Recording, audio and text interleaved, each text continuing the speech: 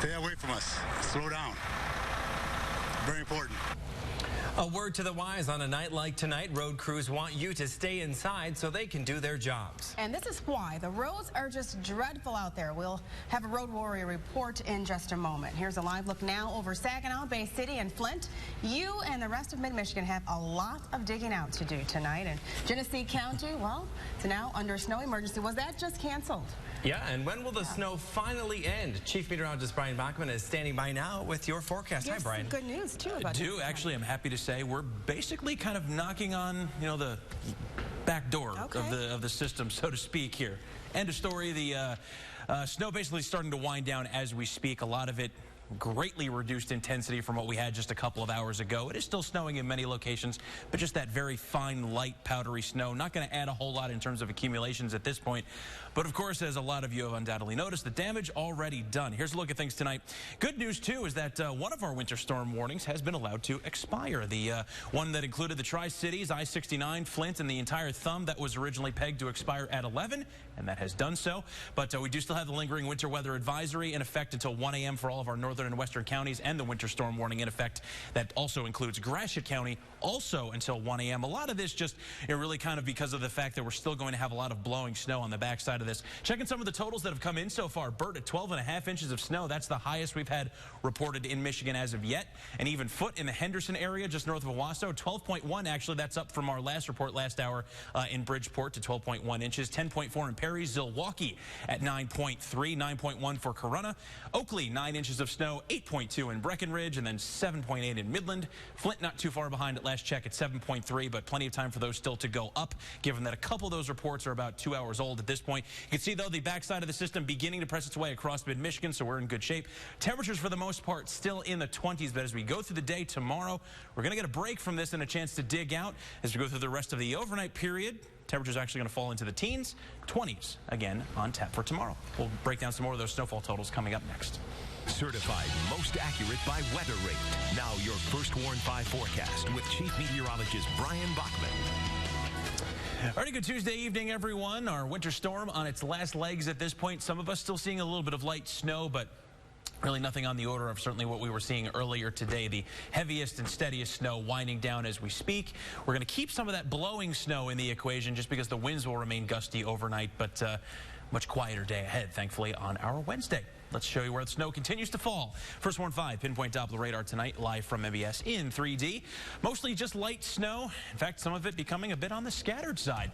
As we look toward the northern half of the area first, along M55, Houghton Lake, a couple of dry pockets working into an otherwise, kind of very light and fine powdery snow falling across Houghton Lake to West Branch, Harrisville as well. You probably actually have some of the heavier snow, as you can see some of those brighter echoes around Harrisville. But then it becomes very broken as you head toward the Gladwin and Clare areas tonight, and as we pan a little bit farther south. In fact, looks like closer to the Tri-Cities, a lot of the activity fizzling out as dry air begins to work in on the backside of this system. So aside from maybe a few lingering flurries, again, especially from about the Tri-Cities westward along 75 as well and back toward the Owasso area tonight, things getting quieter. But one band of note, you can see these brighter white echoes here extending from about western Huron County through Caro and then down through Vassar toward Lapeer and Grand Blanc. That's the really last burst of the heavier snow. That will continue to press eastward over about the next, I would say, hour to hour and a half, exiting, out into Lake Huron probably around 1 o'clock in the morning. And by all accounts, we should be pretty much done with this storm system by then. Back outside we go. Let's go to the Saginaw area first. Live feed coming in from Nick Lilly, our road warrior tonight. 23 degrees in the Saginaw area with a temperature, wind chill value, that is, of 7 degrees. Check out the wind, still blowing pretty hard at out of the northwest at 25 miles per hour, gusting to 31 at times. That's going to, of course, kick up that fine powdery snow and continue to push it back across the previously cleared roadways. 22 with a little bit of that lighter snow falling around Bay City, but visibility vastly improved from where we were just a few hours ago. Last but not least, we go to Midland over Dow Diamond. Normally this picture would be pitch dark, but thanks to the bright snow cover on the ground, you can see that over Dow Diamond, but visibility also vastly improved. Just a little bit of a shake in the camera thanks to those winds. Recapping some other snowfall totals coming in. Davison and Mount Pleasant both at a tie at about 6 inches at last check. These likely to still go up since these reports are about an hour or so old at this point. 5.5 in the All Gray and Fenton areas. Higgins Lake at 5 inches of snow. snow farther to the north.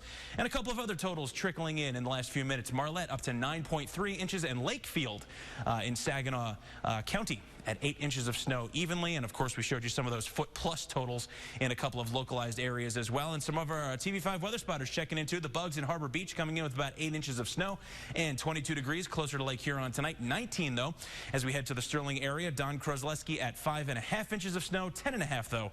Big, heavier total there from Tony Seafeld in Essexville at 21 degrees. Mostly in the 20s at this point. Wind still blowing at about 10 to 20 miles per hour tonight. Visibility is ranging from about a mile to 2.5 miles. So again, that's also an improvement, but the wind chill value is in the single digits tonight. On your First Warn 5 Sky Tracker, you can see the storm departing. Continues to do so overnight on your First Warn 5 hour-by-hour forecast, leaving us with a mostly dry day tomorrow. Our next chance of snow showers not coming in until sometime on Thursday. And I'm sure I can't get past the hour-by-hour there. We'll go back to the snowfall totals here real quick again. No real change. Expect that 10 to 12 zone across the thumb. 7 to 10 I-69 areas farther north. 4 to 7 inches. 15 overnight low for tonight. Milder weather, though, ahead after we get through a few more chances for snow showers on Thursday and Saturday. David and Colette, back to you.